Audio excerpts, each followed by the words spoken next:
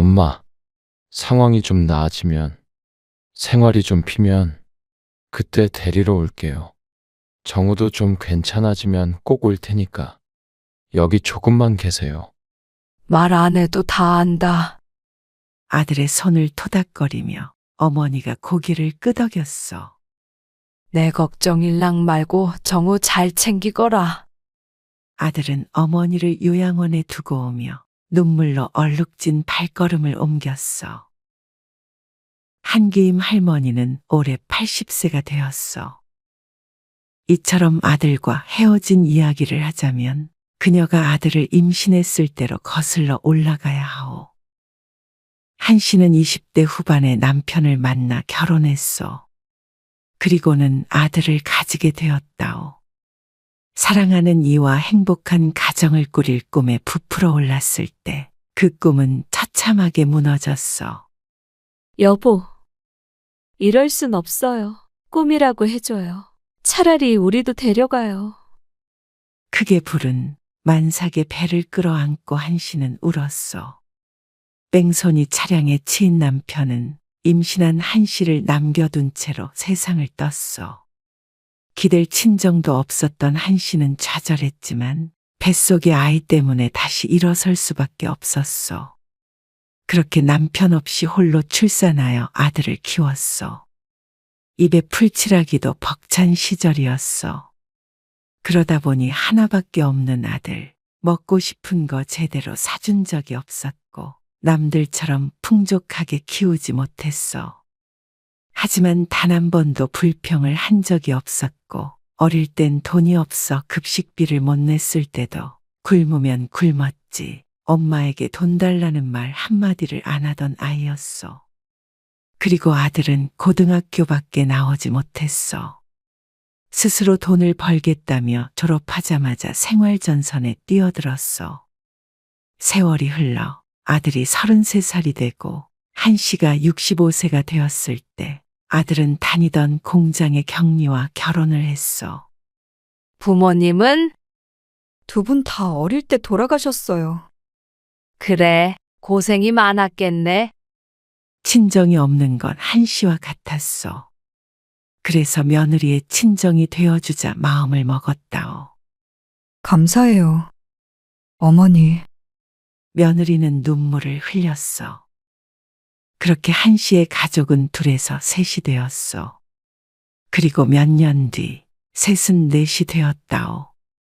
생선 구웠다. 얼른 나와서 먹어라. 어머니, 저 속이 메스꺼워서 못 먹겠어요. 요즘 자꾸 그러는데 병원은 가봤어? 너 혹시 한 씨의 얼굴이 점점 기쁨으로 물들어갔어. 어리둥절한 표정을 짓고 있던 아들도 이내 눈을 크게 떴어. 한 씨의 며느리는 아이를 가지게 되었어. 어머니, 할머니 되셨네요. 뭐야? 이게 웬일이냐? 잘했다. 잘했어. 감사해요. 어머니, 내가 고맙다. 정말 장하다. 집안의 경사에 한 씨는 세상의 모든 걸 다 가진 기분이었어. 한 씨의 인생도 아들의 인생도 모든 것이 순조로워 보였어. 남편이 죽고 혼자서 지탱해야 했던 가족이었는데 벌써 아들이 이렇게 커서 결혼을 하고 아이를 갖고 집안의 가장이 되었어. 이전처럼 생활도 어렵지 않았고 며느리가 들어오면서 이런 것이 가족이구나 하는 생각이 들었어. 하지만 불행은 늘 가장 행복한 순간에 찾아오곤 하지 않소? 한 씨의 손자가 태어나고 많은 것들이 달라졌어. 선천적으로 심장이 약하대요. 어떡해요, 어머니. 임신 중엔 몰랐지만 태어나 보니 손자 정우는 장애가 있었어. 태어나고 얼마 안 있어 심장 수술을 2번 했고 3살이 되자 정우가 남들과는 다르다는 사실도 깨닫게 되었어. 이 어린 것이 무슨 죄가 있어서 이렇게 힘들게 하는지. 아이고, 딱한 것. 한 씨는 하늘이 무너지는 기분을 느꼈어. 하지만 한씨의 아들이 느끼는 절망감은 한씨보다 더하면 더했지 결코 덜하지는 않았을 것이요. 의사가 우리 정우 앞으로 평범하게 살기는 힘들 거래요. 치료는? 치료하면 되지 않니? 치료를 해도 지적 장애는 고쳐질 수가 없다나 봐요. 타고나길 약하게 태어난 아이이고 큰 수술도 여러 번 거쳤기 때문에 다른가 보다 생각하고 있었지만 정우는 평생 누군가의 도움을 받아 살아가야 했어. 며느리가 24시간 옆에 붙어 아이를 돌보았어. 그리고 아들과 한씨는 무척 바빠졌다오. 그동안 들어간 수술비와 병원비, 그리고 앞으로도 평생을 병원을 다녀야 하는 아이를 위해 큰 돈이 필요했어. 하지만 몸이 힘든 것은 아무것도 아니었어. 한씨의 가족은 정신적으로 점점 피폐해져 갔어. 쌀 좀 사오라고 했잖아. 일 때문에 정신이 없어서 못 사왔어. 야근하느라 그럼 밥은 어떻게 하라는 거야? 밥 한 끼 못할 정도로 쌀이 떨어질 때까지 뭐 했는데 그래? 내가 집에서 놀아? 나도 정우 뒤치다꺼리 하느라 정신이 없다고. 나 오늘 새벽에 나가서 하루 종일 일하고 들어왔어. 그만하자. 뭘 그만해? 당신은 늘 그런 식이야. 아들 부부가 싸우는 소리에 한씨는 정우를 방에 두고 나가보았어. 요즘 들어 다툼이 잦아졌어. 서로 지치고 마음고생도 많이 하다 보니 예민하게 말이 나가곤 했어. 그만들 해라. 퇴근하는 길에 내가 사오려고 했는데 깜빡했다. 내가 지금 나가서 얼른 사오마. 한씨가 말리자 아들 부부는 입을 다물었어. 하지만 냉한 분위기는 해소되지 않았다오. 한씨가 슈퍼에 가기 위해 신발을 신으려는데 정우가 있는 방에서 쿵하고 큰 소리가 났어. 그리고 뒤이어 들려오는 아이의 울음소리. 한씨와 아들, 며느리는 놀라 방으로 뛰어들어갔어. 혼자 있다가 넘어져서 머리를 찧었는지 관자놀이가 찢어져 피가 흐르고 있었어. 정우야. 한씨가 손자를 안아 올렸어. 아이고, 이게 무슨 일이냐? 정우야, 괜찮냐? 괜찮아요. 엄마, 조금 찢어진 거예요. 이리 주세요. 약 바르면 돼요. 아들이 정우를 안아갔고 며느리는 그 자리에 서서 지친 듯 바라만 보고 있었어. 당신 뭐해? 약상자 가지고 와봐. 어머니, 애를 방에 혼자 두시면 어떡해요? 책망하는 며느리의 말에 한씨는 몸둘 바를 몰랐어. 미안하다, 애미야. 한시도 눈을 떼지 말았어야 했는데. 어머니까지 왜 그러세요? 그게 왜 엄마 탓이야? 애는 당신이 잘 봤어야지. 아들이 끼어들자 한씨가 말렸어. 아니다. 내 탓이야. 그러자 며느리가 억울하다는 듯이 말했어. 이것 봐. 또 나만 나쁜 사람이지. 그럼 차라리 당신이 집에서 애 봐. 내가 나가서 돈 벌어올 테니까. 돈 벌어오는 게 장난이야? 당신 눈엔 내가 놀러 다니는 것 같아? 적어도 집구석에서 모자란 애만 붙잡고 감옥 생활하진 않을 거 아냐? 애 듣는 앞에서 그게 무슨 말이야? 당신 미쳤어? 그래! 이러다간 내가 미쳐버리겠어. 피 흘리고 있는 어린 아이 앞에서 아들 부부는 다시 언성을 높였어. 한씨는 아이를 데리고 거실로 나와 상처에 약을 발랐어. 그리곤 어린 손자의 귀를 두 손으로 막았어. 아무것도 모르는 것 같지만 애들은 다 듣는다. 한씨는 한숨을 쉬었어. 행복한 웃음소리가 들리던 한씨의 집이 어느새부턴가 날카로운 소리가 끊이질 않았어. 그러던 어느 날이었어. 일을 마치고 오후에 퇴근한 한씨는 난장판이 된 집을 발견했어. 거실에는 치우지 않은 밥상이 덩그러니 놓여 있었고 주변엔 정우의 장난감이 너저분하게 흩어져 있었어. 그리고 서랍이란 서랍은 죄다 열려 있었어. 어휴, 오늘도 정우 때문에 애미가 힘들었구나. 밥상을 치우고 있는데도 며느리는 나와보지 않았어. 애미야, 자냐? 한씨가 안방 문을 열었어. 애미야, 방 안에서 대답은 없었고 이불 위에서 곤히 자고 있는 정우가 보였어. 아이고, 우리 정우 예쁘게도 자네. 한씨는 방문을 닫고 며느리를 찾았어. 아무래도 집에는 없는 모양이었어. 며느리에게 전화를 걸어보았어. 지금 거신 전화는 결번이므로 다시 확인하시고 걸어주시길 바랍니다. 휴대폰을 통해 나오는 음성에 한씨가 고개를 갸웃거렸어. 전화번호를 잘못 눌렀나? 그럴 리는 없었어.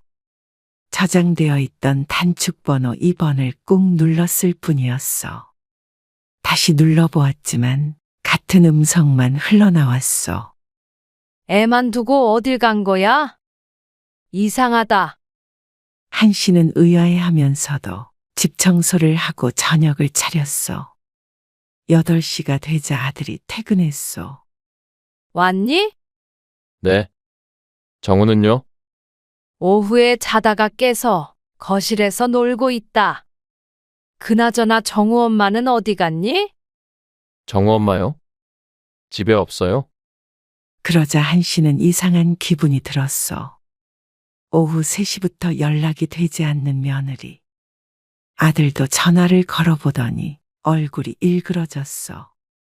언제부터 안 보였어요? 3시에 퇴근해보니 정우만 자고 있고 애미는 없었다.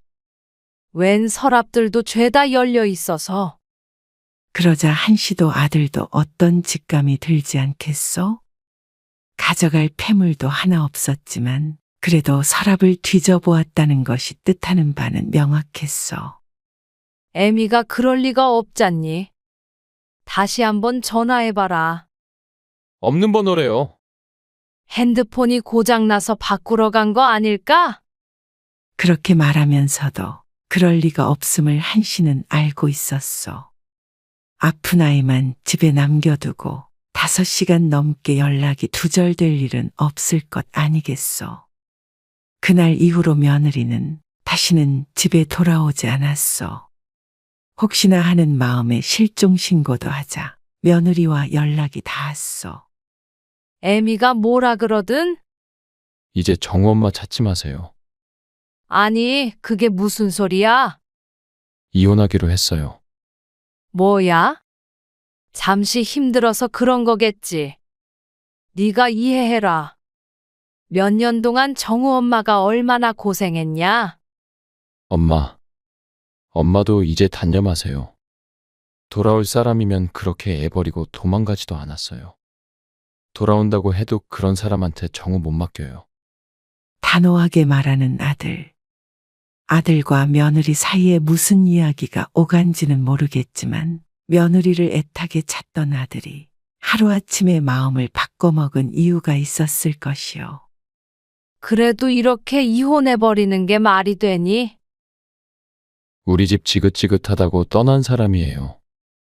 이제 없는 사람이니까 엄마도 그런 줄 아세요. 그럼 정우는 어떡하니? 제가 일을 늘릴게요. 엄마는 일 그만하고 정우 좀 봐주세요. 그렇게 내쉬던 한씨 가족은 다시 셋이 되었다오. 한 사람의 빈자리는 무척이나 컸어. 한씨가 벌던 목까지 벌기 위해 아들은 밤낮 없이 일만 해야 했고 한씨도 하루 종일 아이를 쫓아다니며 돌보느라 지친 하루하루를 보냈어. 10살이 된 손자는 한씨의 힘으로 더 이상 들어올릴 수 없는 덩치가 되고 있었지만 그 속은 아직도 3살배기였어. 아이고, 정우야. 그건 위험해. 만지면 안 된다.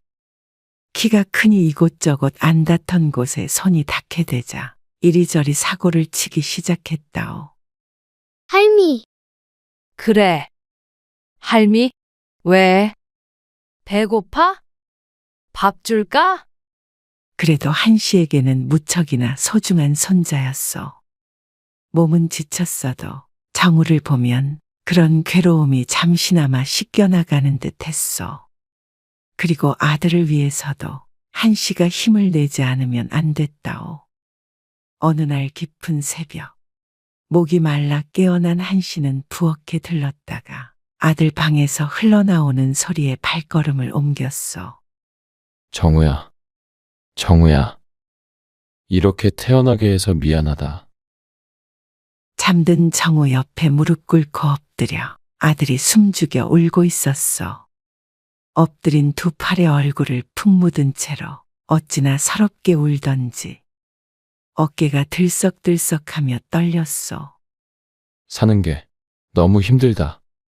그 모습을 보는 한씨의 마음이 미어지는 듯 했어. 아들은 아직 젊은 나이에 어깨에 너무 큰 짐을 지고 있었어. 내가 박복해서 내 아들 인생에도 비바람이 부는구나. 한씨는 조용히 뒤돌아서며 생각했어. 내가 아닌 다른 사람의 아들로 태어났다면 내 아들이 더 행복했을까? 좀 더 좋은 집에서 구김없이 자랐다면 지금쯤 안정된 가정을 꾸려 웃음 짓고 있지 않았을까? 그런 아들을 위하는 방법은 자신이 좀 더 정우를 잘 키워내는 것뿐이었어. 그렇게 한씨는 80세가 되었어. 그 사이에 정우는 한 차례 더 심장 수술을 받았고 한씨도 나이 들어 13살이 된 큰 손자를 돌보기에 힘이 붙이기 시작했어. 그리고 각종 특수 치료가 필요한 상황이라 빚은 늘어갔어. 정우 아빠야, 이거 고지서 월말까지는 꼭 내야 한다 그러더라. 아, 까먹고 있었어요. 내일 입금할게요. 겹겹이 쌓여있는 고지서를 보며 아들이 지친 목소리로 대답했어. 나도 뭐라도 해봐야 하지 않을까 싶다. 그러면 정우는요? 그러자 입을 다물 수밖에 없었어. 이제 나이가 있으니 일하기도 힘들겠지만 정우 때문에 현실적으로 한씨는 아무것도 할 수 있는 게 없었어. 제가 알아서 할게요. 너무 걱정 마세요. 너 힘들어서 어쩌냐? 괜찮아요. 아들 어깨를 짓누르고 있는 짐을 나눠지고 싶었어. 하지만 애비야, 밥 먹어라. 모처럼 아들이 쉬는 날 한씨가 아침밥을 차렸어. 정우는요? 아까 일찍 일어나서 밥 먼저 먹었어. 아들이 식탁에 앉고 뒤이어 한씨도 맞은편에 앉았어. 그런데 정우 밥은 왜 또 차리셨어요? 또 배고프대요? 아들이 자신의 옆자리에 놓인 밥과 수저를 보고 말했어. 아니, 정우는 아까 엄청 먹었다. 그건 정우 엄마 거지. 정우 엄마요. 정우 엄마 밥을 왜 차려요? 얘가 싱거운 소리 한다. 정우 엄마는 그런 밥도 안 먹니? 아들은 말을 잇지 못했지만 한씨는 해맑은 표정으로 말했어. 밥 다 차렸는데 정우 엄마는 왜 안 나온다니? 그렇게 또 다른 비극이 시작되었다오. 한씨는 치매 진단을 받았어. 병원에서 의사의 말을 들은 그날 한씨는 자리에 주저앉아 한참을 일어나지 못했다오. 정우의 밥을 2번 차린 일, 냉장고에 휴대폰을 넣은 일, 집 비밀번호를 까먹은 일, 수도 없이 많은 일들이 있었어. 나이 들어 깜빡한 해프닝으로만 여겼던 모든 일들이 치매라는 이름을 붙이자 전부 이해가 되었어. 이를 어쩜 좋니? 절망하는 한씨를 보며 아들도 착잡한 마음을 감출 수가 없었어. 괜찮을 거예요. 엄마, 치료받으시면 돼요. 하지만 증상은 전혀 나아지지 않았어. 엄마? 아들이 다급히 파출소로 뛰어들어왔어. 일을 하다 왔는지 작업복을 입은 상태였어. 한규임 씨 보좌 되시나요? 순경이 말했어. 아드님이죠? 길에서 헤매시는 걸 지나가던 분이 신고해 주셨어요. 오른쪽 발엔 아들의 슬리퍼, 왼쪽 발엔 자신의 고무 슬리퍼를 신은 한씨가 손자의 손을 꼭 잡고 의자에 앉아 있었어. 집을 못 찾으셨어요. 한씨의 얼굴은 사색이 되어 있었어. 엄마? 왜 나와 계신 거예요? 정신이 돌아왔는지 한씨는 흐느끼며 말했어. 미안하다. 슈퍼에 가려고 정우랑 나온 것 같은데 내가 정신이 어떻게 됐었나 보다. 필요한 게 있으면 말씀하시지. 애를 데리고 이렇게 돌아다니시면 어떡해요? 아들이 한씨에게 소리쳤어. 진정하세요. 순경이 아들을 말렸어.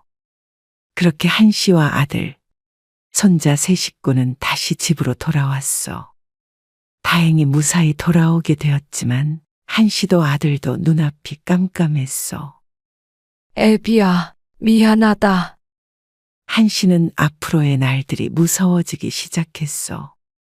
80세가 되면 이곳저곳 안 아픈 곳이 없는데 하필이면 가장 아픈 곳이 머리라니. 자신이 아픈 건 괜찮지만 그러면 아들이 앞으로 큰 짐을 짊어져야 했어.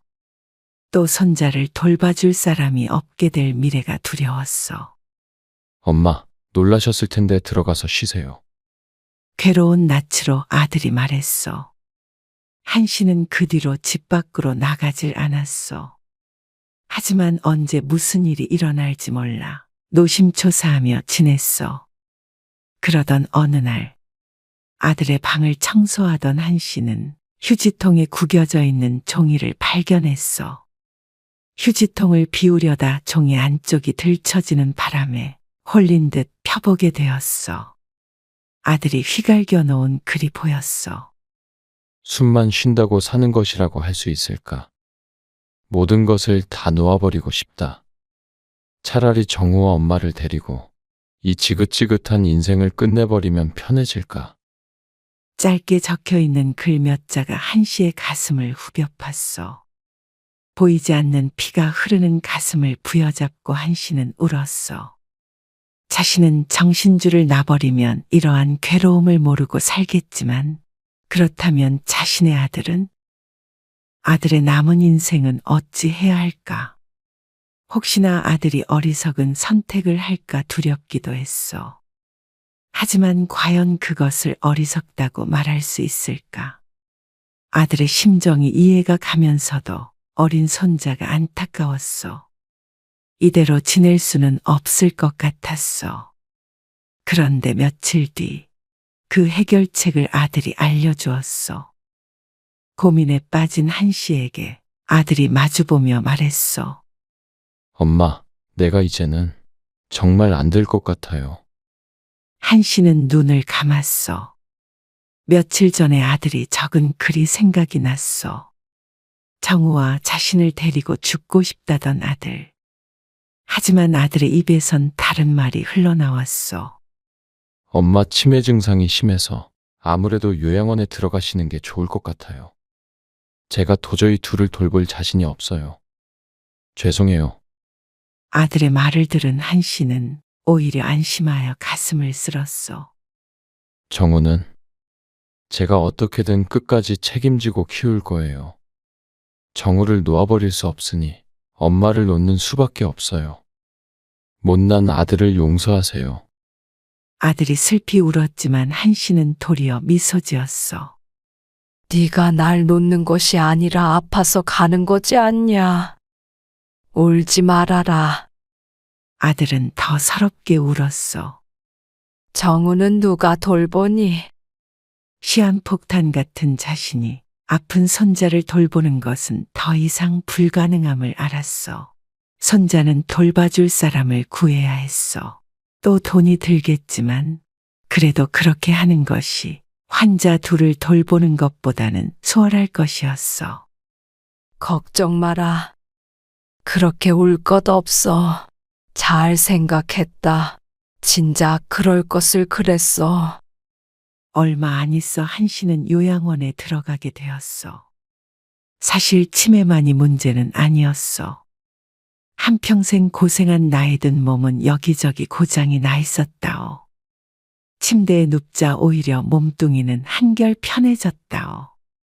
입원하는 그날, 침대에 누운 한씨 옆에 아들이 앉았소. 엄마, 생활이 좀 나아지면, 정우가 좀 괜찮아지면 엄마 데리러 올게요. 아들이 터져나오는 울음을 참으며 말했소. 죄책감에 한씨를 쳐다보지도 못하고 고개를 숙이고 있었어. 한씨는 그런 아들의 손을 토닥거렸어. 아직도 네가 이 애미를 버린다고 생각하니? 그런 생각 마라. 나라도 너처럼 했을 거다. 당연하지. 내 새끼는 내가 끝까지 챙겨야지. 나는 다만 모든 걸 너에게 떠넘기고 애미만 편한 곳에 누워 있는 것 같아서 미안하다. 아들은 더 이상 눈물을 참지 못했어. 엄마 걱정일랑 말아라. 그리고 아무리 힘들어도 절대 나쁜 생각은 말아라. 불행하다고 생각해도 그렇게 살다 보면, 좀만 버티다 보면 언젠간 좋은 날이 분명히 올 거다. 정우 보면서 하루하루 살아. 너에게 찾아온 나쁜 일들만큼 공평하게 좋은 일도 생길 거야. 내가 살아보니 그렇더라. 네 아빠 죽고 나도 따라 죽고 싶었지만 너 때문에 살았다. 그리고 내내 행복했어. 괴로움은 금방 잊혀졌고 너 키우느라 삶이 살만했다. 넌 아직 젊지 않냐? 앞길이 창창한 우리 아들 웃으며 살았으면 좋겠다. 그게 내 마지막 소원이야. 아들은 한씨의 말을 들으며 눈물로 온통 젖은 얼굴을 문질렀지만 결국엔 어머니를 두고 돌아설 수밖에 없었어.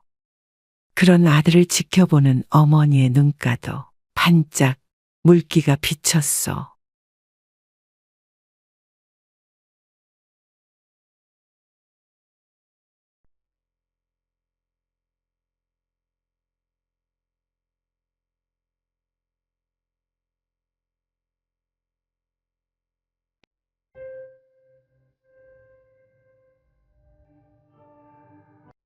둘 다 너무한 거 아니야?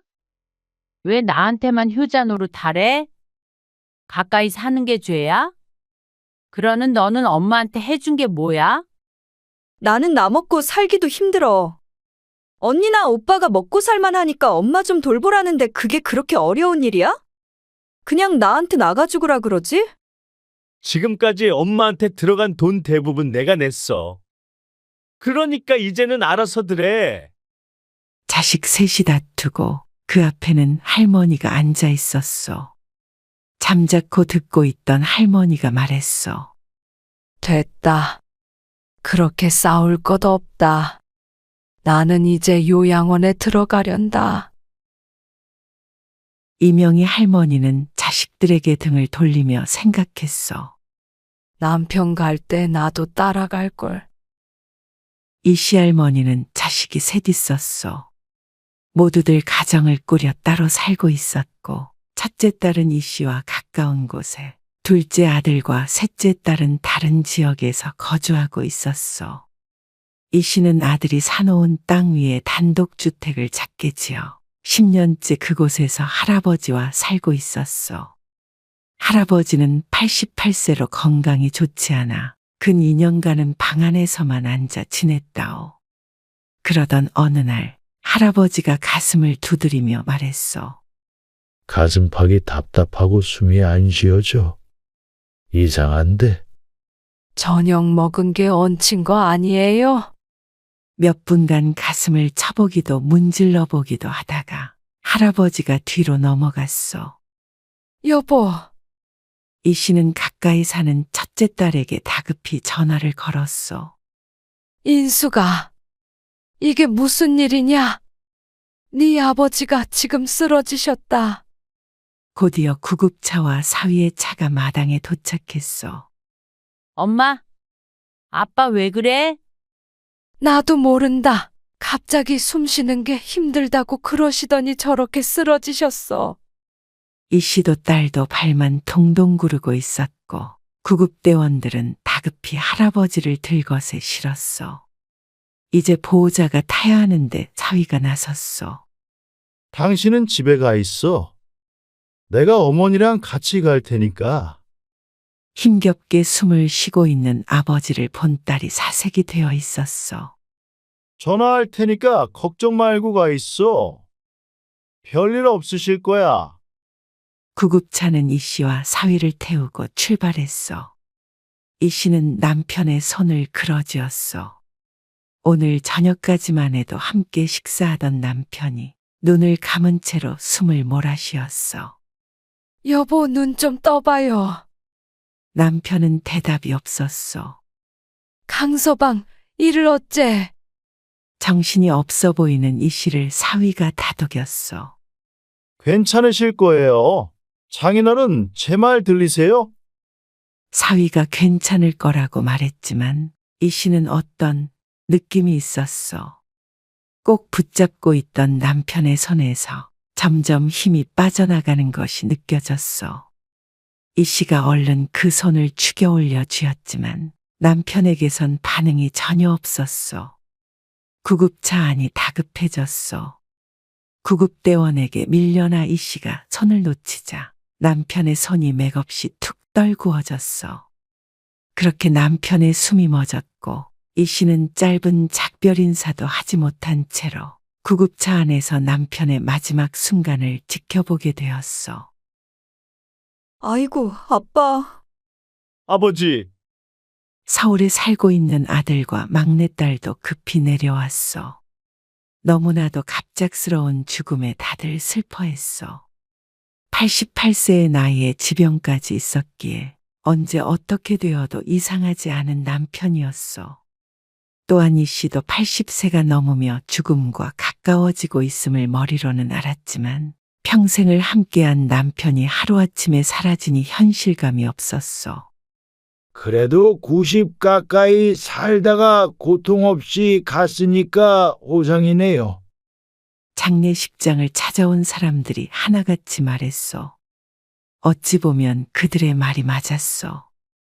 고통에 몸부림치다 병원에서 혹은 요양원에서 죽음을 맞이하는 사람들을 보면 이 씨의 남편은 그야말로 노인들이 부러워할 만한 끝이었어. 아내와 평화로운 저녁 식사를 마치고 숨이 넘어가 구급차에서 자신도 모르는 사이에 생을 마감했으니 무척 짧은 시간이었어. 그래. 사람들 말이 맞다. 나도 우리 집에서 살다가 그렇게 조용히 네 아빠 따라가련다. 무슨 그런 말을 해. 엄마까지 가면 우린 어떡하라고. 장례도 어떻게 치루었는지 기억나지 않는 정신없는 나날이 지나고 이 씨는 남편 없이 집에 돌아오게 되었어. 엄마, 진짜 혼자서 괜찮겠어요? 아, 괜찮대도. 장례가 끝나자 아들, 딸들이 모두 이 씨의 집으로 모였어. 아들과 막내딸은 곧 서울로 올라가 봐야 하는데도 발걸음이 떨어지질 않았어. 며칠만이라도 누나 집에 가 있어요? 그래. 우리 집에 와서 좀 있어. 내가 거기 가서 뭐 하냐? 그냥 집에 있는 게 좋아. 아들과 첫째 딸의 말에도 이 씨는 고개를 저었어. 엄마, 아니면 우리 집으로 가던가. 혼자 이 집에 있으면 좀 그렇잖아. 말레딸까지 합세하여 어머니를 모셔가려 했지만 이 씨는 아무 곳으로도 가고 싶지 않았어.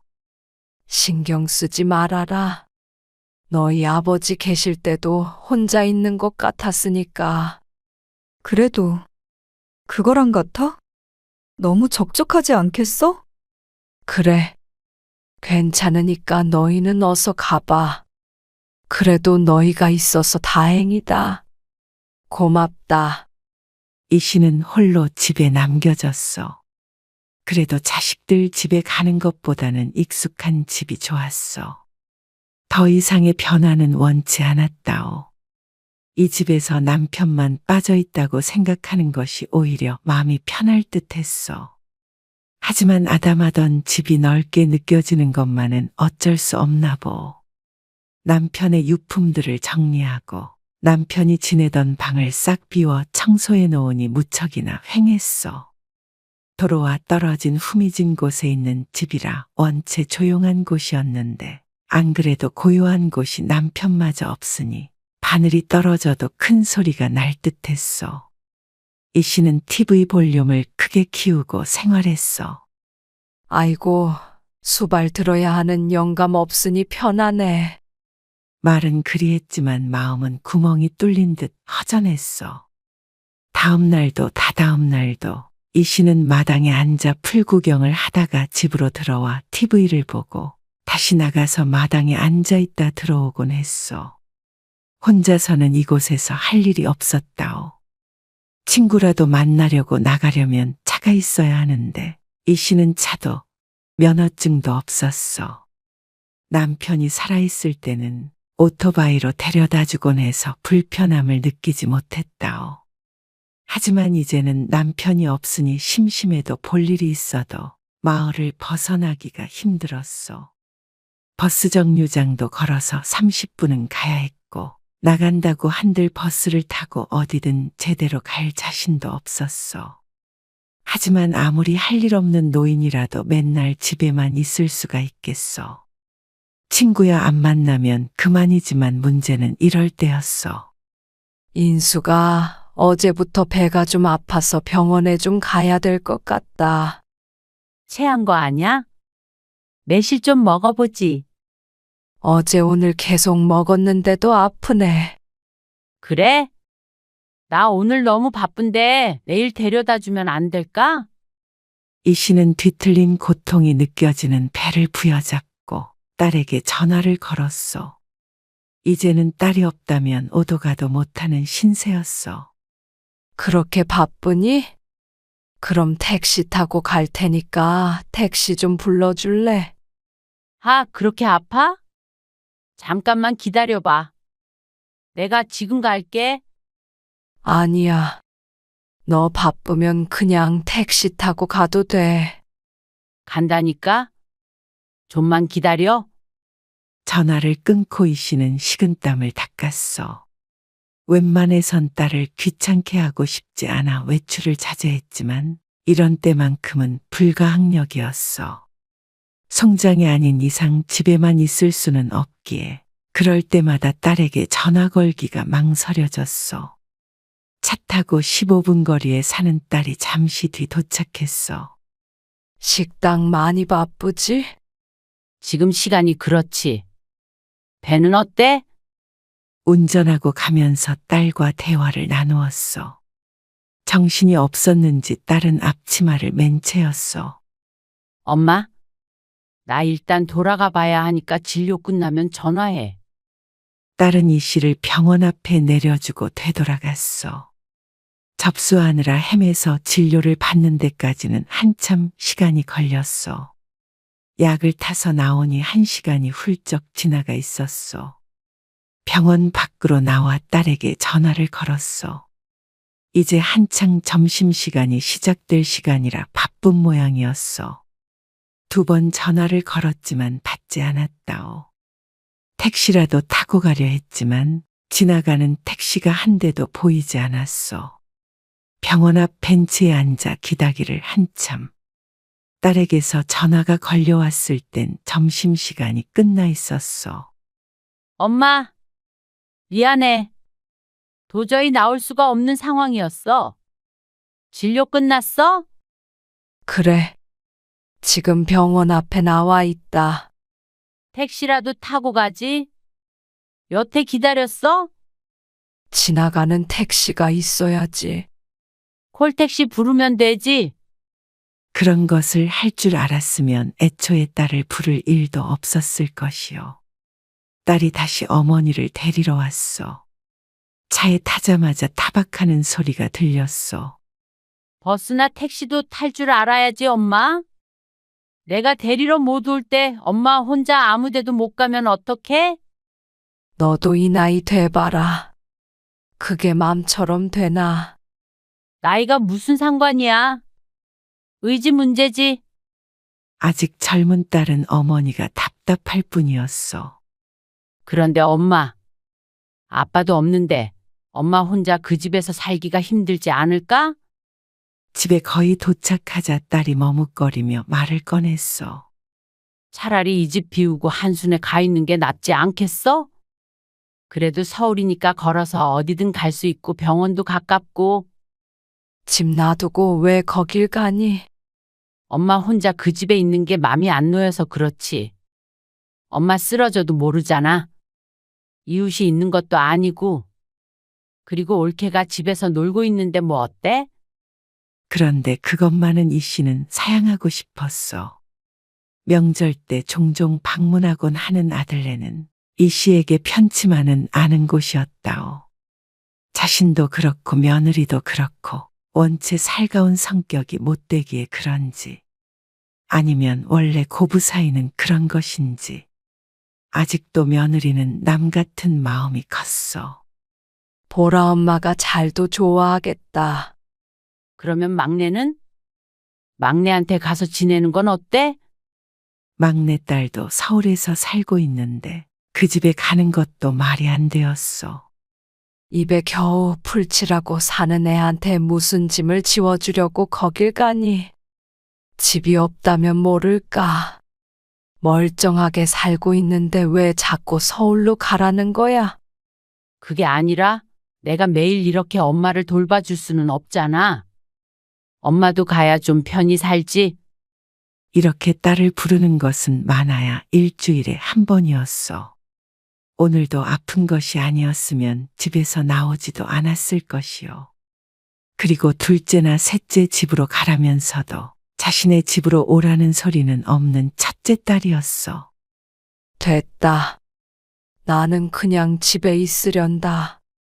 너도 이제 안 부를 테니까 내 걱정 말어. 너 바쁘면 택시 타고 다닐게.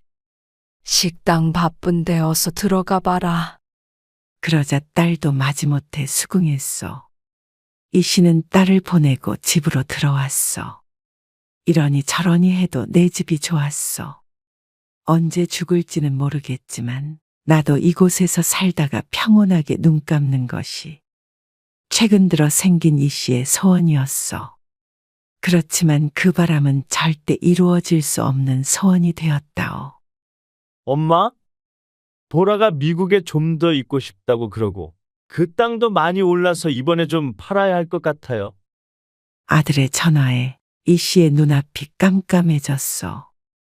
10여 년 전 이곳에 땅을 사놓으며 오랫동안 팔 일이 없으니 집 지어서 죽을 때까지 살라는 아들의 말에 이 씨의 아파트를 팔고 주택을 지었어. 그런데 갑작스레 이 땅을 팔아야겠다는 아들. 그럼 이 집은 어떡하라는 거냐? 집도 비워줘야죠. 안 그래도 그것 때문에 전화드린 거예요. 연세도 있으신데 아버지처럼 쓰러지시면 큰일 나잖아요. 이제 누나네 집에 들어가서 지내세요. 갑자기 살던 집을 비우고 첫째 딸네로 들어가라는 말이었어. 말도 없이 이게 무슨 일이냐? 그 집은 네 아빠랑 내가 지은 것 아니냐? 그 집 팔아도 돈 안 돼요? 조그맣고 오래된 집인데 가치가 없죠. 그 오래된 집에서 네 애미가 살고 있다. 아이, 엄마 왜 그래요? 살 사람 나타났을 때 팔아야 된단 말이에요. 묵힐 만큼 묵혔어요. 이 씨는 할 말을 잃었어. 아들이 땅 주인이었고 집도 자신이 돈을 댔지만 서류상 명의는 아들이었어. 설령 그게 아니라고 하더라도 아들과 법이 어쩌고 하면서 싸울 수는 없지 않겠어. 인숙이하고는 얘기가 된 거니? 누나한테는 내가 얘기할 테니까 그건 신경 쓰지 마시고요. 엄마도 이제 옆에 누가 있어야죠. 그렇게 몇 달 뒤에 이 씨는 그 집에서 쫓겨나 첫째 딸 집으로 들어가게 되었어. 엄마 앞으로는 이 방에서 지내세요. 딸은 두 자식을 결혼시키고 사위와 함께 둘이서 살고 있었어. 2층 건물 중 1층은 식당이고 2층이 주택이었는데 이 씨는 손녀딸이 쓰던 방에서 지내게 되었어.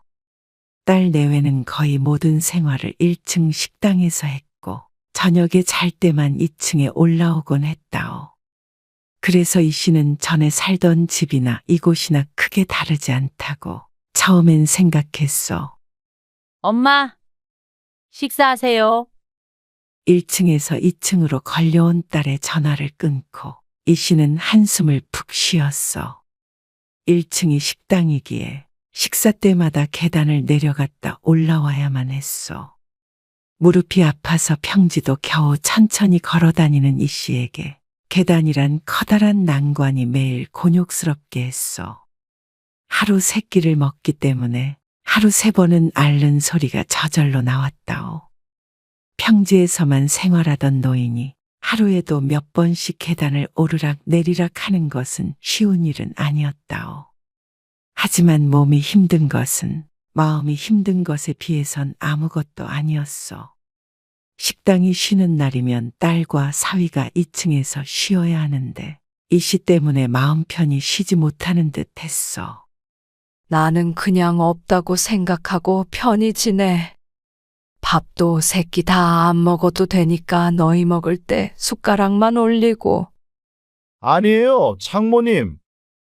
편히 지내세요. 하지만 밤늦게 들려오는 딸과 사위의 대화를 우연히 듣게 되었어. 아니, 도대체 언제까지 이렇게 살 건데? 진짜 불편해 죽겠다. 있는지 없는지도 모르게 계시는데 뭐가 불편해? 그건 당신한테나 그렇겠지. 당신은 우리 엄마 모시고 살라고 하면 안 불편하겠어? 시어머니랑 같아? 참나, 뭐가 달라? 나도 장모님은 그 정도로 불편한 게 당연한 거 아니야? 그럼 나보고 어떡하라는 거야? 오갈 데 없는 엄마를 내쫓아? 장모님이 왜 오갈 데가 없어? 자식이 뭐 당신밖에 없어? 그동안 가까이 산다는 이유로 장모님 일 있으면 우리만 나서서 챙겼어.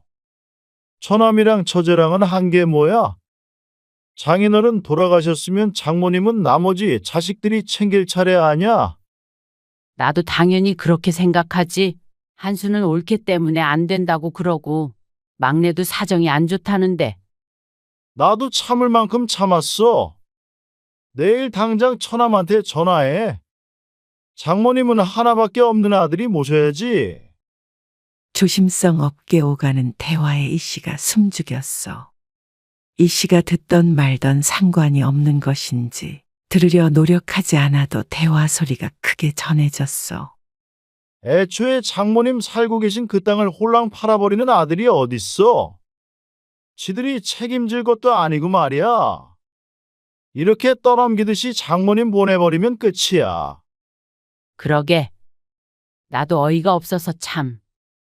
아무튼 우리도 할 만큼 했으니까 어머님 모셔가라 그래. 알겠어? 내일 얘기해 볼게. 다음 날 첫째 딸이 아들에게 전화를 걸어 이 씨를 데려가라 했어. 그런데도 이 씨는 안 가겠다고 할 수 있는 처지가 아니었어.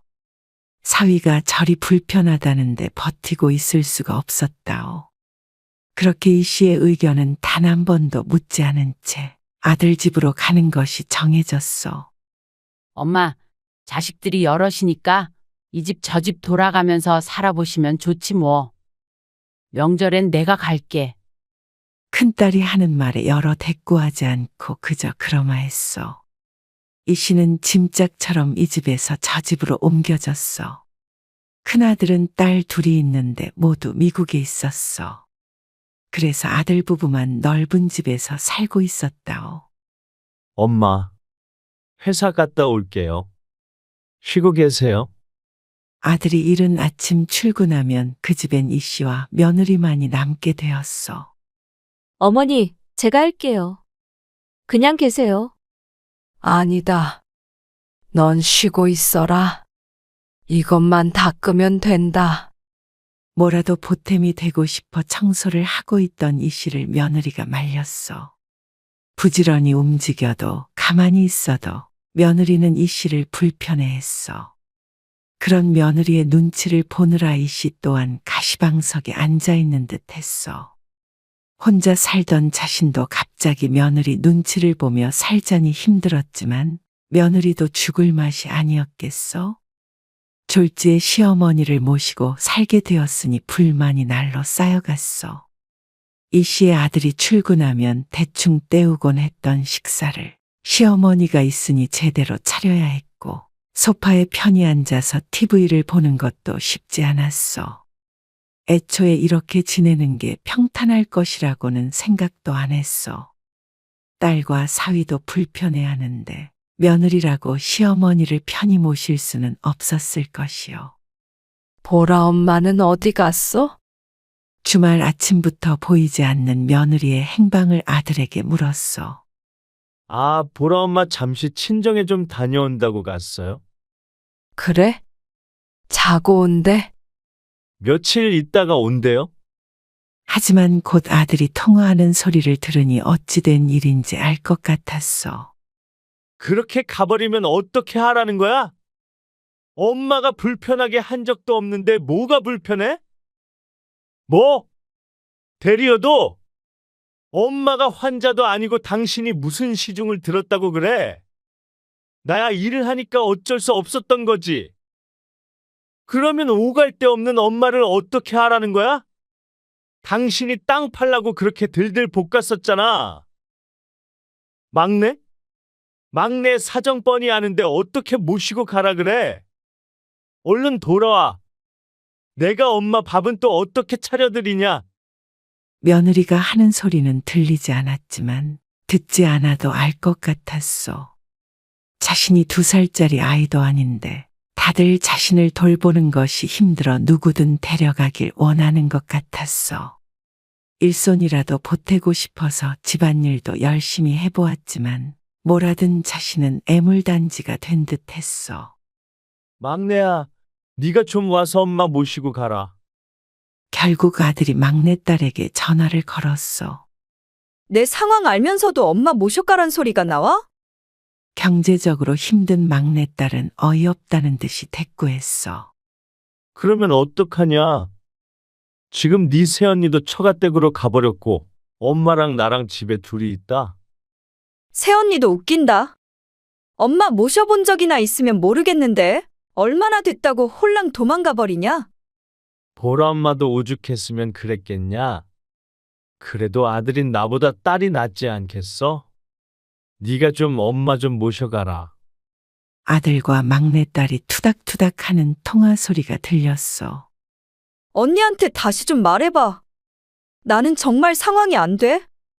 누나네 집에 있다가 여기로 온 건데 어떻게 다시 데려가라 그래? 주말에 언니랑 같이 갈게. 그렇게 주말이 되었을 때 이 씨의 자식들 셋이 전부 모이게 되었어. 모이게 된 이유는 하나였어. 이 씨를 누가 데려갈 것인가. 이 씨의 뜻은 고려하지 않은 그녀의 거취에 대한 결정을 위한 자리였어. 그곳에서 이 씨는 꽂아 놓은 보릿자루처럼 앉아 있었어. 올케는 너무한 거 아니야? 며느리가 돼가지고 어떻게 시어머니가 불편하다고 홀랑 집을 나가버려? 그러니까 말이야. 요즘 세상 참 좋아졌다. 그렇게 쉬우면 네가 하면 되겠네? 뭐? 또 그 소리야. 그러면 오빠가 생활비 다 줄래? 생활비 주면 엄마 네가 모셔갈 수 있냐? 서로 싸우는 상황을 이 씨는 지켜보고만 있었어. 애초에 매형 때문에 이렇게 된 거잖아. 그 넓은 집에서 엄마랑 사는 게 뭐가 불편하다는 거야. 그러는 올케도 엄마 불편하다고 나가버린 거 아냐? 왜 내 남편 탓을 해? 그동안 가까이 산다는 이유로 엄마에 관한 모든 일을 다 니네 매형이 처리했는데 이제 와서 매형 탓하는 건 염치 없는 거 아니니? 그러는 나는 그동안 엄마한테 들어간 돈 다 내가 댔다. 나도 할 말은 있어. 이거 왜 이래? 서로 네 탓이다 내 탓이다 하는 모습을 보는 이 씨의 표정이 착잡했어. 결국엔 이 씨를 서로 맞지 않으려고 싸우고 있는 것 아니겠어? 그만해라. 이 씨가 한참 있다 입을 열었어. 나만 없으면 니들이 이렇게 싸울 일 없는 거지. 그러자 자식들 셋이 입을 다물었어. 나는 내가 알아서 살련다. 그러니까 그만들 해라. 어떻게 알아서 해? 아들이 물으니 이 씨가 뜸을 들이다 입을 열었어. 요양원이라도 들어가서 살 테니 이제 너희들 모두 신경 끄고 살아. 그러자 다들 놀라서 한마디씩 했어. 뭐? 요양원? 갑자기 그게 무슨 소리야? 그래? 자식이 셋이나 있는데 왜 요양원에 들어가? 이 씨는 헛웃음을 지으며 대꾸했어. 그래. 자식들이 셋이나 있지만 나이든 엄마 돌봐줄 사람이 있냐?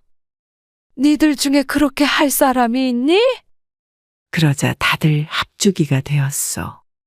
없지. 그러니까 내가 알아서 살련다. 제발 그만하자. 이제 이리저리 옮겨 다니는 것도 싫고 너희들에게 짐 되는 것도 싫다. 이제는 자식들에게 짐이 될까 미안한 마음보다는 짐짝 취급을 받는 자신의 처지가 서러운 마음이 커졌어. 나도 내 늙은 몸뚱이 의탁해서 너희들 힘들게 하기도 싫고 이렇게 싸우는 모습을 보는 건 더 싫다. 그냥 요양원에 들어가는 게 너희 좋고 나도 좋은 길 같다. 그동안 너희가 용돈 줬던 거 통장에 다 모아뒀다. 이거면 나 죽을 때까지 요양원에서 지낼만 할 거다. 이걸로도 부족하면 그냥 이 세상 뜨련다. 이제 미련도 없고 노인네가 이승에서 할 수 있는 것이라곤 하나 없으니 저승에서 할 일을 찾아보는 게 맞을 것 같다. 그러면 나도 더 이상은 이런 꼴 안 보고 살 수 있겠지. 그러자 세 자식들은 다시 싸우기 시작했어.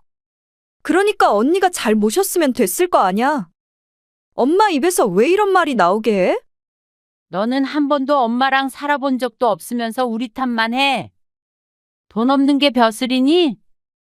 그럼 차라리 중간쯤에다가 방이라도 하나 구해드리고 돌아가면서 왔다 갔다 하는 게 낫겠다. 급기야는 이 씨를 원룸에 넣고 순번을 정하자는 말까지 나오게 되었어. 그만하지 못해? 내가 이런 말까지 들어가며 살아야 하냐. 나는 평생을 내 한 몸 바쳐 너희 셋을 키웠는데 너희는 셋이나 돼서 엄마 하나 가지고 서로 미루고 있냐. 내가 너희 집 돌아다니는 게 좋아서 가만히 있었는 줄 아니? 내가 언제 나 돌봐주라든? 그냥 돌아. 너희에게 이젠 바라는 것 하나 없다. 너희는 먹고 살기 바쁜 것 같으니 제발 알아서 살아라. 이 모습을 아빠가 봤으면 땅을 치면서 울었을 거다. 나도 네 아빠나 따라갈 걸 그랬어. 그리고는 짐가방을 들고 아들 집을 나와버렸어. 누구도 어머니를 붙잡지 않았어. 이 씨는 며칠 뒤 정말로 요양원에 들어가 버렸어. 자식들은 입으로는 말렸지만 누구 하나 우리 집으로 오라는 사람도 없었어. 이따금 이 씨에게 자식들이 면회도 왔지만 이 씨가 보기를 거부했어. 그리고 면회를 오는 자식들에게는 직원이 이 씨의 쪽지를 보여주었어. 이곳에 있다가 너희 아버지가 부르면 가련다. 내가 죽더라도 때가 된 것이니 너희 탓은 아니지. 나는 온 평생을 너희를 사랑해왔다. 너희가 부모인 나를 사랑하지 않는다고는 생각하지 않으련다. 조금 더 세월이 흐르면 내 마음을 깨닫는 날도 오겠지. 그런 날이 오면 나처럼 되지는 않길 바란다. 너희도 부디 그런 날이 오지 않도록 살피며 살거라. 나는 네 아버지와 함께 그날 죽었다고 생각하고 살아라. 그리고 더 이상은 찾아오지 말거라. 나도 행복했던 기억만 가지고 가련다. 엄마가. 그리고 자식들이 후회를 했는지 안 했는지는 알 수 없었지만 끝내 살아계신 어머니의 얼굴은 다신 볼 수 없었어.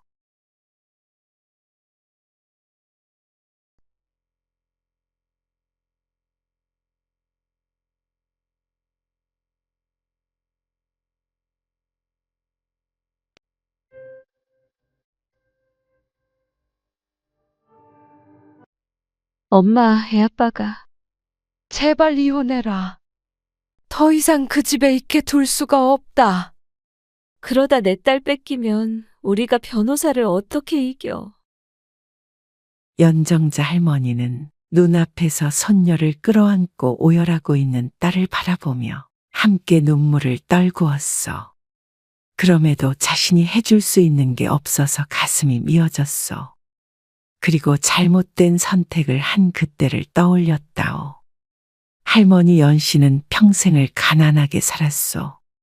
어린 시절도 그러했고 결혼하고 딸을 낳아서 기르면서도 가난해서 벗어나 본 적이 없었다오. 연씨는 일찍이 어머니를 여의었고 남편은 고아였어. 남편도 연씨도 힘들 때 기댈 언덕이 없이 살아왔어. 남편은 택배 배송 일을 했고 연씨는 마트 계산대에서 일을 했어. 둘 다 벌이가 좋지 않았고 설상가상으로 연씨의 아버지는 요양병원에 있어 돈이 많이 들었다오. 그러다 보니 하루 벌어 하루 먹고 살기 바빴어. 아이를 가질 여력이 되지 않아 오랫동안 일만 하며 살다가 연씨의 친정아버지가 돌아가시자 생활에 여유가 생겼어. 그리고 늦은 나이에 딸 희진을 낳았어. 여유가 생겼다곤 하지만 여전히 경제적으로 넉넉한 것은 아니라 하나만 낳아 잘 기르잔 심정이었어. 남편과 연씨, 딸 세 식구는 돈은 없었지만 마음만큼은 부자였어. 남편이 사고로 죽기 전까진 말이요. 여보, 이렇게 가면 어떡해요? 택배일이라는 것이 많이 배달할수록 많이 버는 일이기에 밤늦게까지 운전을 하는 게 남편의 일상이었어. 아이가 태어나면서부터 더 열심히 살았다오. 그러다 깜빡 졸아 사고가 나버린 것이요. 1초, 2초나 되었을까. 찰나의 순간 눈을 감은 죄로 남편은 영원히 그 눈을 뜨지 못했어. 그리고 딸과 함께 남겨진 연씨는 한동안은 먹지도 자지도 못하는 생활을 했어. 남편이 죽은 슬픔도 연씨를 정신 차리지 못하게 하였지만 앞으로의 삶도 막막해서 도저히 길이 보이지 않았어. 그래서 아이와 함께 남편을 따라갈까 하는 무서운 생각도 하였다오. 그런 연씨를 정신 차리게 한 건, 계속해서 살아가게 한 것은 딸 희진이었어. 배고프다며 빽빽대는 희진의 울음소리가 그날의 연씨를 살렸어. 다른 생각을 할 틈도 없었어. 돈 벌고 아이를 키우느라 계속 주저앉아 슬퍼할 시간이 없었어. 물론 형편이 나아진 것은 절대 아니었어. 남편의 벌이가 없으니 가난이 연씨의 목을 졸라왔어. 엄마, 나 수학여행 가는데 용돈 조금만 줘. 얼마나 필요해? 애들은 10만 원씩 받았다던데. 뭐? 그렇게나 많이? 연씨는 풀이 죽어 이야기하는 딸을 보며 한숨을 쉬었어. 예쁜 딸 풍족하게 뭐든지 해주고 싶지만 현실은 마음과 같지 않았어. 자, 여기 8만 원이야. 이걸로 안 되겠니? 알았어. 지갑과 주머니를 털어 지폐 몇 장을 건넸어. 가난한 사람은 가지고 있는 돈마저도 어쩜 저리 빈곤해 보이는지. 꼬깃꼬깃한 지폐들을 보니 그 모습이 자신을 보는 듯 했어. 돈도 사람을 가려가며 오는가 엉뚱한 생각이 들었어. 연씨는 늘 딸에게 미안했어. 좀 더 번듯한 가정에서 태어났다면 저 하고 싶은 건 맘껏 하며 살 텐데. 어릴 때부터 미술에 재능을 보였던 아이지만 학원비가 비싸 미술을 가르칠 엄두도 못 냈어. 공부도 남들 다 하는 사교육 한 번 시켜준 적이 없어. 집에서 혼자 공부하게 했어. 그런데도 곧잘해서 뿌듯한 한편 늘 안쓰러운 마음을 가지고 있었다오. 하지만 딸은 고맙게도 잘 자라주었어. 사춘기도 없었고 얌전히 공부해서 대학까지 나오게 되었어. 그리고 은행에도 취업해서 스스로 학자금 대출까지 갚아나갔고 말이요. 세상에 하나밖에 남지 않은 연씨의 빚도 줄 딸 희진. 연씨의 눈에만 예쁘고 참한 것이 아니라 남들 눈에도 그렇게 보였어. 그러니 나이가 차자 여기저기서 중매를 서겠다는 사람들이 많았어. 내 고객 중에서 아들이 이번에 중학교 교사가 됐대. 희진이 한번 소개시켜 주는 게 어때? 여러 선자리 중에서 보험 일을 하는 친구가 소개해 준다는 학교 선생님이 가장 마음에 들었어. 희진아, 사진 좀 봐. 얼굴도 이렇게 선하게 생겼다. 그렇네. 사진을 힐끗 쳐다본 딸이 말했어. 그래? 자리 한번 마련해 볼까? 너도 곧 30이니까. 내 친구들은 아직 아무도 결혼 안 했어. 그래도 결혼을 해야 사람이 안정이 되지. 엄마 마음대로 해. 다음 날 연씨는 마트에 출근을 해서 같이 근무하는 동료에게 이런저런 이야기를 하다 딸의 선자리에 대해 말했어. 그래서 학교 선생님이면 괜찮지 않을까? 희진이? 학교 선생님한테 보내기에는 좀 아깝지 않아? 그래도 공무원이니까 굶어 죽을 일은 없을 거 아냐. 무슨 굶어 죽을 걱정을 해? 희진이처럼 예쁘고 참한 애가 그 정도 혼처는 흔하지. 마트에 몇 번 왔던 딸을 기억하는 동료가 말했어. 벌써 결혼시킬 생각하는 줄은 몰랐네. 그러지 말고 내가 다리 좀 놔줄까? 좋은 혼처가 있어? 먼 친척 쪽한데 직업이 변호사야. 그러자 연씨가 자세를 고쳐 앉았어. 변호사? 희진이 정도면 만나볼만 하지. 얼굴이 예쁘잖아. 연씨의 어깨가 으쓱 올라갔어. 어디다 내놓아도 빠지지 않는 자랑스러운 딸이었어.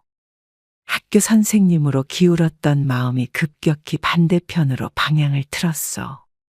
이미 마음속에선 결론이 난 듯했어. 근데 나이는 조금 있어. 올해 40인데 희진이랑 좀 차이가 나긴 하지? 그래도 요즘엔 그런 것도 유행이라더라.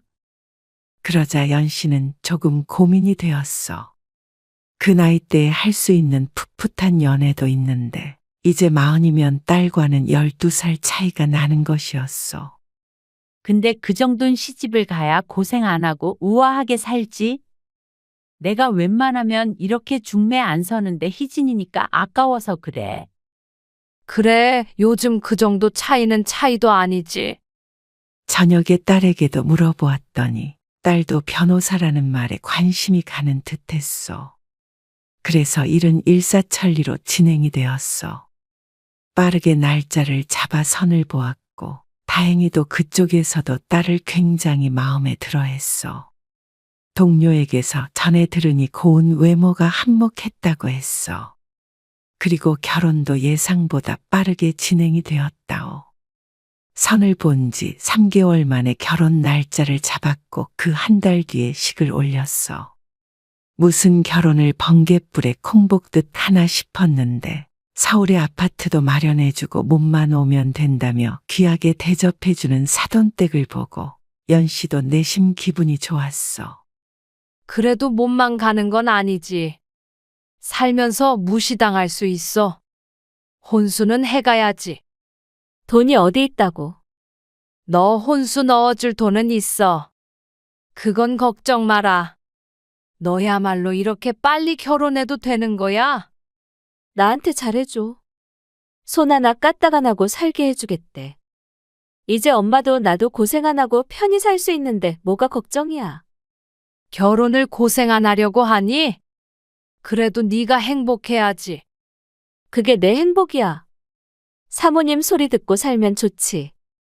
그리고 날 애지중지해줘서 좋아. 공주처럼 대해줘. 연씨는 마음이 놓였어. 공주처럼 키우고 싶었던 내 딸. 돈이 없어 공주같이 풍족하게 키우진 못했지만 마음을 다해 키웠어.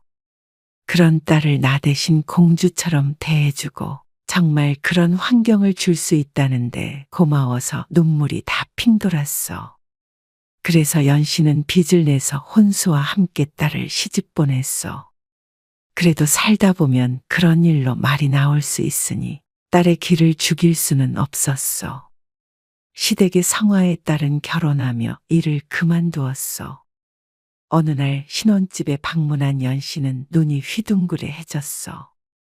정말 우리 딸 궁정 같은 곳에서 사네.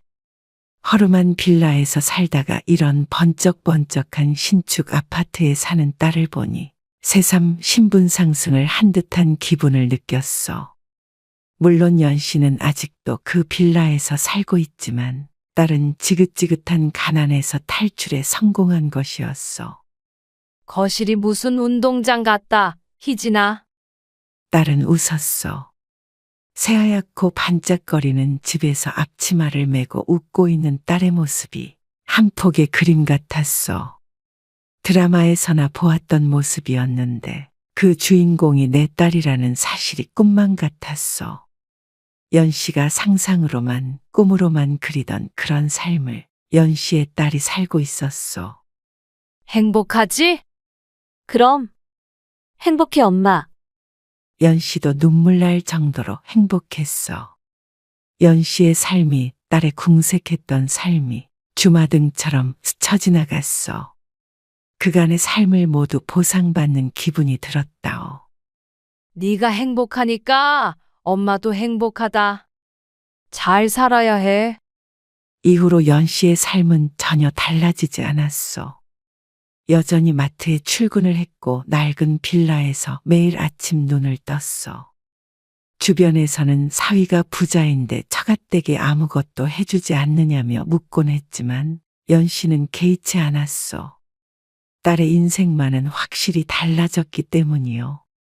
이제는 딸 희진은 사모님이라는 호칭으로 불렸고 좋은 집에 살며 좋은 차를 타고 꾸준일 하지 않고 지냈어. 딸, 이번 주에 엄마가 김치 담은 거 가져다 줄게. 이번 주? 제사 때문에 가봐야 해. 또? 무슨 집이 항상 제사니? 벌써 올해 들어 3번째 제사였어. 큰집 제사라서. 요즘 세상에도 그런 데까지 가니? 내가 우리 집 큰며느리니까 가서 일해야지. 그래. 그래도 결혼했으니까 며느리로서 할 일은 해야지. 윤택한 삶을 받았으면 그에 따른 의무를 지는 것은 당연한 것이었어. 연씨는 딸이 고생하는 게 마음이 아픈 것과는 별개로 그 정도도 모를 만큼 아나무인은 아니었어. 가서 어른들한테 잘해. 그래야 이쁨 받지. 알았어. 걱정 마. 김치는 다음 주에 갖다 줘. 그래, 알겠다. 끊자. 그렇게 다음 주가 되었어. 엄마 이제 출발하려는데 집에 있지? 어떡하지? 나 급하게 시댁에 가봐야 할 일이 있어서. 집에 아무도 없는데. 그래? 다 싸놨는데. 그럼 그냥 집에다가 놓고 가줄 수 있어? 황서방은? 사무실에 있지. 주말인데도 출근해? 바빠서 평일이고 주말이고 없지 뭐. 그렇게 연씨는 빈집에 김치를 가져다 주러 갔어. 오랜만에 방문해보는 딸의 집이었는데 아무도 없기에 연씨도 서둘렀어. 남의 집에 온 듯 마음이 편치 않았어. 냉장고에 김치와 반찬을 정리해서 넣고 다시 짐을 싸고 있는데 삑삑 현관 비밀번호를 누르는 소리가 들렸어. 희진이가 벌써 왔나?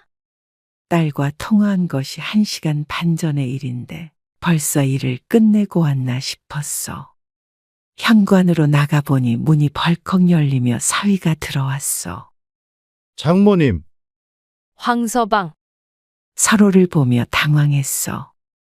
연씨도 사위와 둘만 만나게 된 것이 처음이기도 하고 빈집에 들어와 있던 것이 마음에 걸려서 놀랐고 사위도 만만치 않게 당황스러운 표정이었어.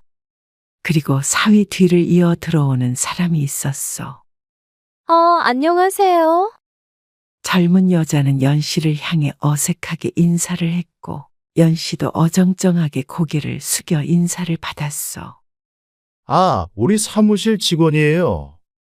그러면서 사위가 신발을 벗고 들어와 거실 테이블에 아무렇게나 올려져 있던 서류 뭉치를 들어 여자에게 건넸어.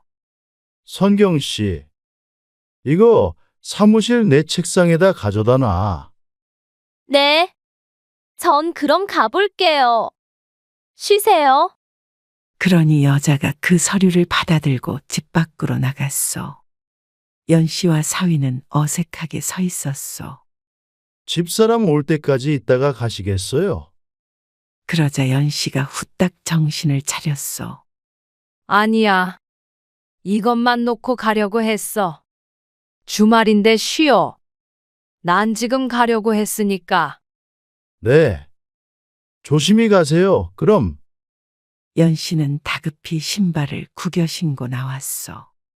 정신없이 나와서도 찜찜한 기분을 감출 수 없었어. 주말에 서류 하나 가지러 지방까지 직원이 들어와. 집에 도착해서야 반찬통을 싸갔던 보따리를 두고 온 것이 뒤늦게 생각이 났어. 그 당시에는 그만큼 경황이 없었어. 사위와 함께 있던 여자에 대한 생각이 머릿속에서 떨쳐지질 않았어. 이 사실을 딸에게 이야기해야 하나 싶기도 하고 괜히 오해만 키우려나 걱정이 되기도 했어. 그리고 얼마 안 있어 연 씨가 일을 쉬는 날 딸이 연 씨 집에 방문을 했어. 거실에 앉아 집안을 두리번거리던 딸이 말했어. 엄마, 이사 가야 되지 않아? 집이 너무 좁고 어둡다. 웬 이사? 여태 잘 살았던 집인데 새삼스럽게. 그게 아니라 이번에 우리 시댁 전원주택 지어서 이사가. 그래? 집을 지어? 땅값이 엄청 비싸지 않니? 무슨 돈 걱정을 해. 돈은 넘치는데. 연 씨는 머쓱했어. 사위가 돈 잘 버는 변호사인데 괜한 걱정을 한 것이었어. 엄마도 좀 더 깔끔한 데로 이사 갈래? 됐다. 혼자 사는데 무슨 이사까지 해. 이 집이면 됐지. 그래도 사위 잘 뒀다고 동네방네 소문냈잖아. 근데 아직도 이런 집에서 살고 있으면 엄마가 창피하지 않아? 안 그래도 뒤에서 그런 소리들을 해대는 모양이었지만 전혀 신경 쓰지 않았어. 그저 부럽고 배가 아파 험담을 하는 것이니 연 씨는 오히려 기분이 좋기까지 했어. 사위가 열심히 번 돈인데 엄마가 그 돈 축내면 안 되는 거지. 무슨 말을 그렇게 해? 사위 잘 뒀으면 그 정도는 해줄 수 있지. 시댁은 번듯한 집으로 이사를 가는데 엄마 혼자 초라하게 허름한 곳에서 지내니 딸이 무척 속상해했어. 엄마는 정말 괜찮으니까 쓸데없이 신경 쓰지 말어. 그럴 돈 있으면 너한테 써라. 그런데 황서방 사무실에 직원이 많니? 여럿이지. 갑자기 왜? 그럼 젊은 여자들도 많겠네. 많지는 않고 한두 명 있어. 그래? 그래도 황서방 사무실에 너무 젊은 여자가 있으면 좀 신경 쓰이지 않니? 연 씨는 은근슬쩍 딸을 떠보듯이 물었어. 그러자 딸이 웃으며 대꾸했어. 별 걱정을 다 한다. 엄마 드라마 너무 많이 본 거 아니야? 그리고 다들 결혼해서 그런 걱정은 안 해도 돼. 그래? 다 결혼했어? 연 씨가 놀라며 대답했어. 그리고는 맘속으로 안도의 한숨을 쉬었어. 역시 딸에게 말 안 하길 잘한 듯 했어. 괜히 혼자 오해에서 북치고 장구치고 몇 날 며칠 끙끙 앓았던 자신이 바보 같아 웃었어. 그냥 해본 소리야. 신경 쓰지 말어. 함께 점심을 먹고 앉아서 대화를 나누는데 딸의 핸드폰이 울렸어. 엄마, 나 시어머니한테 전화 왔다. 전화 좀 받고 올게. 그러고는 현관 밖으로 나가는 것이 아니겠어? 무슨 전화를 나가서까지 받아? 어이가 없어 피식 웃고는 먹은 것들은 정리했어. 그리고는 꽉 찬 쓰레기 봉투를 묶어 연씨도 현관을 나섰어. 4층 계단을 내려가 쓰레기 수거함으로 가는데 딸이 전화 통화하는 소리가 들려왔어. 죄송해요, 어머니. 딸은 전화기를 붙들고 앞에 있지도 않은 상대에게 연신 머리를 조아리며 사과했어. 죄송합니다. 가진 것 하나 없는 거 며느리로 받아줬으면 네 할 일은 제대로 해야 하는 거 아니니? 목소리가 어찌나 쩌렁쩌렁한지 수화기 너머로 사돈댁 목소리가 크게 울려 퍼졌어. 너 못 배운 거 티내니? 모임 사람들 온다고 제대로 준비해야 한다고 분명 말했는데 지금 친정집이나 가 있는 게 제정신이니? 죄송해요. 내일 오신다고 하셔서. 뭐 그러니까 지금부터 준비해야 할 거 아니야? 그런데 이게 말끝마다 대꾸야. 너 당장 튀어와라. 한 번만 더 친정집에 있다는 말 들리면 너 죽고 나 죽는 줄 알아라. 이게 변호사 사모님 소리 듣게 해줬으면 고맙습니다 하고 넙죽 엎드려 지내야지. 어딜 친정에 빨빨거리며 돌아다녀. 금방 갈게요. 그렇게 전화를 끊고 딸이 길에 쪼그려 앉아 눈물을 훔쳤어. 너무 충격을 받아 그 자리에서 꼼짝도 못하고 있던 연씨가 한 발 한 발 딸에게 다가갔어. 딸이 눈앞에 선 발을 보고 고개를 들었어. 너 지금 무슨 전화야? 딸이 화들짝 놀라 눈물을 닦았어. 연씨는 들고 있던 쓰레기 봉투를 집어던지고 딸을 일으켰어. 너 안 되겠다. 앞장서라. 그 옆에 내 가만 안 둘 거야. 연씨가 팔을 걷어붙이며 말하자 딸이 고개를 저었어. 그러지 마. 엄마. 뭘 그러지 마? 뭐? 너 죽고 나 죽어. 그게 며느리한테 할 소리니? 그걸 듣고 어떻게 엄마한테 참으라 그래? 연씨는 숨이 쉬어지질 않아 헐떡거리며 소리 질렀어. 너 그 집에서 그런 취급 당하면서 살았어? 아니야, 그냥 내가 잘하면 돼. 같이 사는 것도 아니고 가끔 일 있을 때만 부르시는 거야. 가끔이고 자주고 그게 중요한 게 아니잖아. 그 집에서 널 어떻게 대하는지가 중요하지. 내가 널 그런 소리나 들으라고 결혼시킨 줄 알아. 황서방도 너한테 그래. 아니야. 황서방도 중간에서 힘들 거야. 시어머니가 조금 유별나셔서 그래. 걱정 마. 남편은 나한테 잘해. 엄마가 쫓아가면 내가 더 힘들어져. 연씨의 가슴이 뜨거워졌어. 답답함에 가슴을 주먹으로 퍽퍽 쳤어. 그런 그녀를 보며 딸이 눈물을 흘렸어. 당장에 찾아가 따지지도 못하는 자신의 처지도 원통했어. 그날 이후로 잘 살고 있는 듯 보였던 딸이 달리 보였어. 살도 빠지는 듯 볼 때마다 수척해지는 것 같았고 근심도 많아 보였어. 그동안 연씨에게 숨기고 있었던 듯 했어. 연씨는 이제야 콩깍지가 벗겨졌어. 딸은 행복해 보이지 않았어. 희진아, 바빠? 딸에게 전화했어. 나 지금 시댁 가고 있어. 오늘도? 왜 매일 시댁에 가? 집에서 편히 쉬질 못하게 하니? 오늘 도련님 생일이라 상 차려야지. 뭐? 무슨 시동생 생일상까지 차리게 해? 네가 그 집 며느리지 식모야? 연씨는 딸을 시집 보낸 것을 후회했어. 좋은 집에 시집 보내서 편히 지내게 하고 싶은 욕심에 딸을 불행의 구덩이로 집어넣은 듯 했어. 그러게 송충이는 풀잎을 먹고 살아야 하는데 내가 과한 욕심을 부렸나 보다 생각했어. 남의 아들 덕 좀 보려한 것에 대한 죗값을 치르나 보오. 너 내일 좀 집에 와라. 그러고선 전화를 끊었어. 이리저리 끌려다니며 식모 취급 당하는 딸을 더 이상 보고 있을 수가 없었어. 다음 날 딸을 앉혀놓고 말했어. 희진아, 너 계속 그렇게 살다간 미라 되겠다. 왜 이렇게 삐쩍 말랐어? 그냥 이래저래 신경을 많이 써서 그런가 봐. 요즘은 이혼이 흠도 아니다더라. 그러자 딸이 놀라서 쳐다보았어. 지금도 늦지 않았어. 황서방이 잘해준다고 한 것도 아니지? 시댁에서 너한테 그렇게 대하는데도 가만히 있는 게 남편이니? 그러자 딸이 머뭇거렸어. 괜찮아. 아직 젊은데 뭘.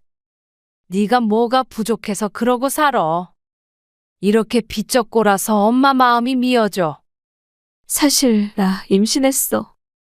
그래서 수척해 보이는 거야.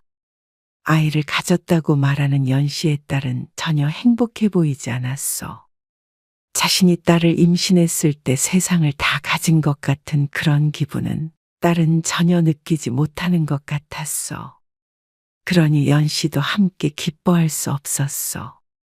오히려 그 아이가 자신의 딸의 발목을 붙잡은 듯 했어. 그래도 아이까지 가진 딸에게 차마 이혼하라는 소리를 다시 꺼내지 못했어. 그렇게 연씨의 딸은 딸을 낳았어. 딸을 낳고 시댁의 구박이 더 심해진 것은 이제는 놀라운 일도 아니었어. 시댁의 눈치에 연씨 집에는 맘껏 오지도 못했어. 차마 옆에서 지켜보기가 괴로웠어. 그러던 어느 날 딸이 아이를 업고 울면서 집에 찾아왔어. 2달 만에 보는 딸이었어. 너 이게 무슨 일이야?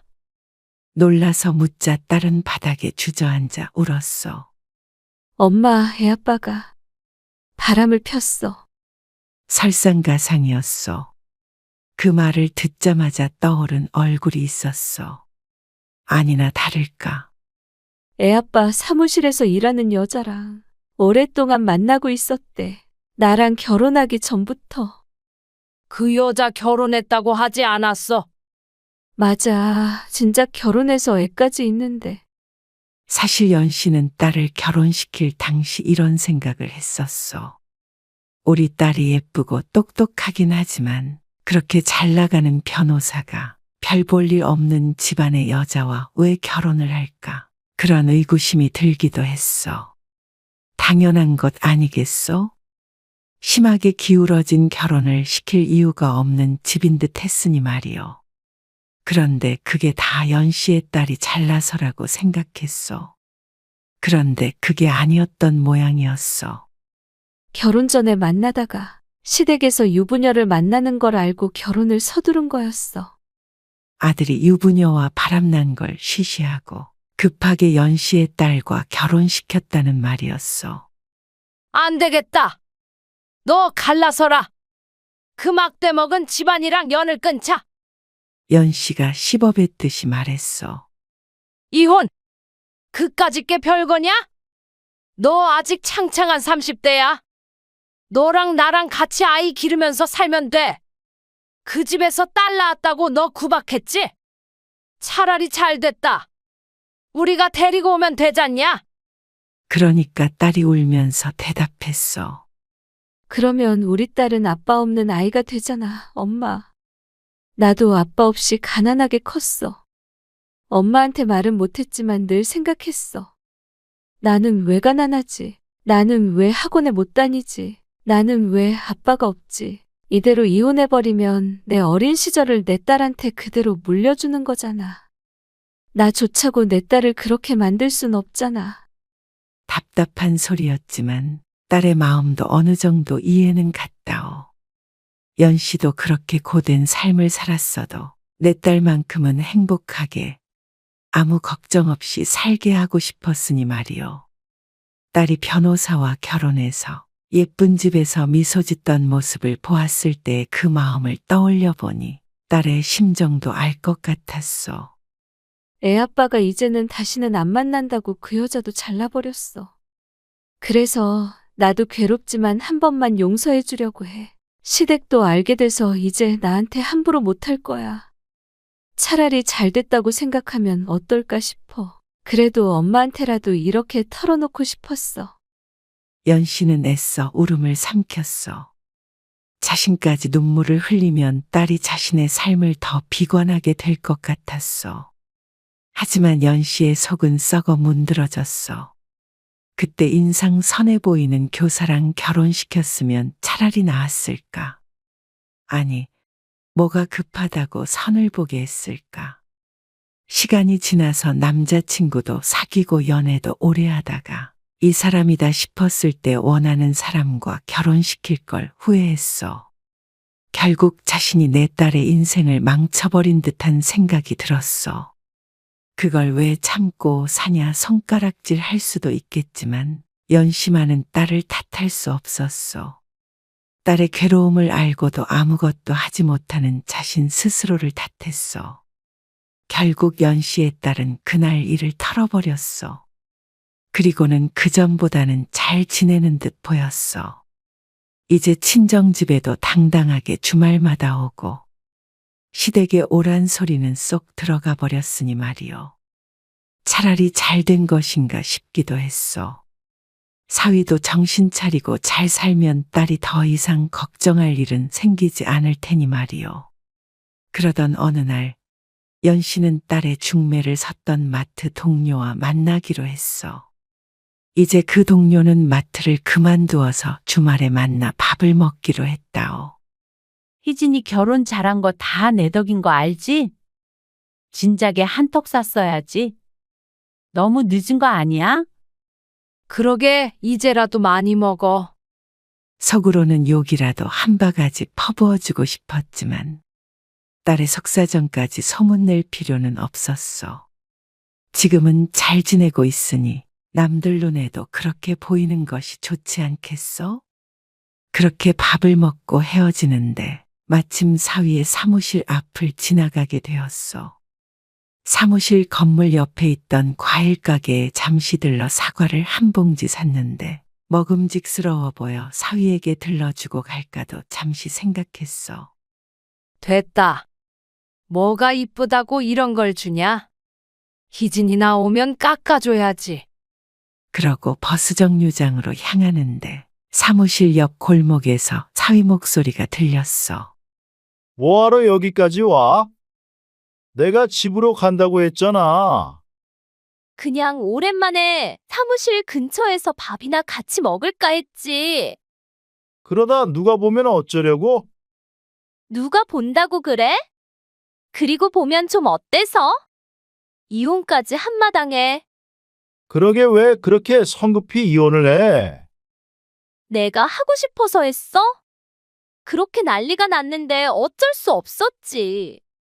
당신은 언제 이혼할 거야? 내가 언제까지 기다려야 해? 조금만 기다려봐. 지금 그 말했다가는 난리 난다. 때 되면 알아서 할 테니까 그때까지는 이렇게 찾아오고 그러지 마. 알았어. 집에 가 있을게. 그래, 끝나고 연락할게. 뒤돌아선 사위와 연씨의 눈이 마주쳤어. 사위가 연씨를 보고 흠칫했어.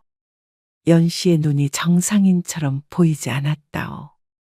그야말로 눈이 핑글 도는 듯한 느낌을 받은 연씨는 들고 있던 사과 봉지를 사위에게 냅다 집어던졌어. 퍽소리가 나며 얼굴에 정통으로 맞은 사위가 악소리를 지르며 얼굴을 감쌌어. 그리고 연씨는 사위와 함께 있던 그 여자의 머리채를 잡았어. 니놈들이 감히 우리 딸을 놔두고 이런 짓을 해? 이런 추잡한 잡놈들이 다 있냐? 사위가 연씨를 말렸고 여자는 도망갔어. 씩씩대는 연씨를 두고 사위가 뭐라고 했지만 연씨의 귀에 전혀 들리지 않았어. 그의 악다구니를 쓰자 사위가 붙잡는 연씨를 뜯어내고 질린 표정으로 뒤돌아 가버렸어. 연씨는 무슨 정신으로 집에 돌아왔는지 기억이 나지 않았어. 정신을 차려보니 가방도 잃어버린 채 집에 도착해 있었고 몇 분 안 있어 딸에게서 전화가 걸려왔어. 엄마, 지금 애아빠가 엄마가 자기를 폭행했다고 법대로 하겠다고 난리야. 시어머니도 뒤로 넘어가게 생겼고. 그게 중요해? 그러면 엄마가 왜 그랬는지도 너도 알 거 아니야? 딸이 침묵했어. 언제까지 그러고 살래? 희진아, 이게 사는 게 사는 거니? 너 일단 엄마 집으로 와라. 그렇게 전화를 끊고 한참을 주저앉아 있었어. 1시간 뒤 딸은 집에 도착하자마자 연씨를 부둥켜 안고 울었어. 이게 무슨 일이냐, 혜진아. 왜 네가 그렇게 살아야 해? 내가 널 그렇게 키웠니? 정말 소중하게 키웠어. 돈이 없어도 공주처럼 키우고 싶었다. 알아, 미안해. 너도 대학 나와서 번듯한 직장도 있었고, 뭐 하나 빠지는 게 없는데, 그깟 변호사가 뭐라고 네가 그런 취급받으면서 살아야 하니? 딸 낳았다고 구박받고 남편이 바람펴도 참아야 하고, 시어머니한테 못된 말만 듣고, 내 소중한 딸이 왜? 그러자 딸이 엉엉 소리내며 아이처럼 울었어. 딸이 울자 딸이 업고 있던 어린 아기도 울었고 연씨도 울었어. 집이 눈물바다가 되었어. 내 딸아, 제발 그 집에서 나와라. 엄마, 이혼하면 딸 못 데리고 가게 한대. 그놈은 바람난 여자랑 살라고 하면 되지 않냐? 시어머니가 동네 창피하다고 이혼만은 안 된대. 황당한 소리였어.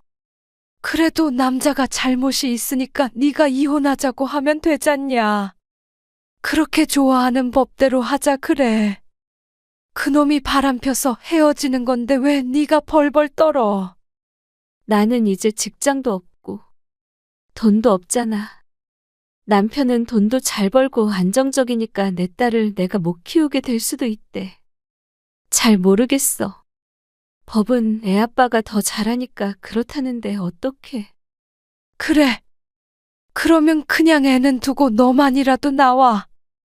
그러자 딸이 펄쩍 뛰었어. 어떻게 그래? 엄마 같으면 날 두고 떠나겠어. 그 말을 듣자 연씨의 말문이 막혔어. 시어머니가 엄마 고소도 안 할 테니까 들어와서 조용히 애 키우고 살라 그러셔. 그러면 경제적으로 풍족하게 살게 해준다고. 나도 말도 안 되는 거 알지만 그럴 수밖에 없을 것 같아. 연씨는 그 말을 듣고 울었어.